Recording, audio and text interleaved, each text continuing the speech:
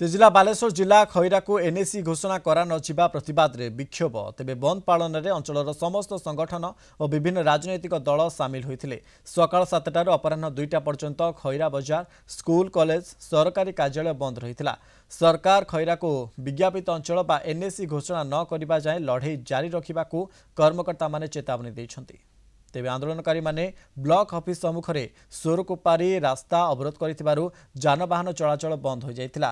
2024 रे सरकार खैरा को एनएसी घोषणा करथिले हेले एबे घोषणा होइतिबा नुआ एनएसी तालिका रे खैरार नाम न रहिबा नै असंतोष बढ़िछि। ए बंद को खैरा बाजार रो लीजेंड लायंस और वारियर्स क्लब, गणेश पूजा कमिटी, राधाकृष्ण पूजा कमिटी, स्वाभिमान मंच, वरिष्ठ नागरिक मंच विभिन्न राजनैतिक दल खोलाखोली भावे समर्थन करथिले। आम सब रास्ता रोक करूँ समस्त कार्यालय स्कूल कॉलेज जिते गुड़िक अनुष्ठान अच्छी समस्त बंद अच्छे से गुड़िक सफलतार छुईचु से भी आउ थे धन्यवाद।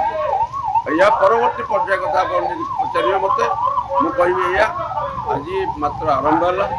या परवर्ती पर्याय जदि आमको आमर न्याय न मिले खैरा को एनएसी रु वंचित करा जाए या तीव्र रु तीव्रतर आंदोलन रूप रख कलेक्टेड हो भुवनेश्वर जो आवश्यक आम से जगह को सब जावाई प्रस्तुत अच्छु सब प्रकार आंदोलन करने प्रस्तुत अच्छु जेहेतु आम सहित आम राजनैतिक कौन इश्यू आम करूना आम राजनैतिक दलर मु गोटे पदवी थे सर्वदलीय आम ये आंदोलन करुचु समस्ते ये अच्छे आंदोलन आम पूर्ण मात्रा जारी रते बाट पर्यंत आम करवा पर्यंत आम लगे एवं विशेषतः आमर ये जो स्वाभिमान मंच तरफ क्रियानुष्ठान कमिटी तरफ आमर व्यवसायी बंधु मान तरफ सांबादिक बंधु मान तरफ जनसाधारण तरफ समस्त सहयोग कामना करूँ। आज सुंदर भाव में कार्यक्रम आमर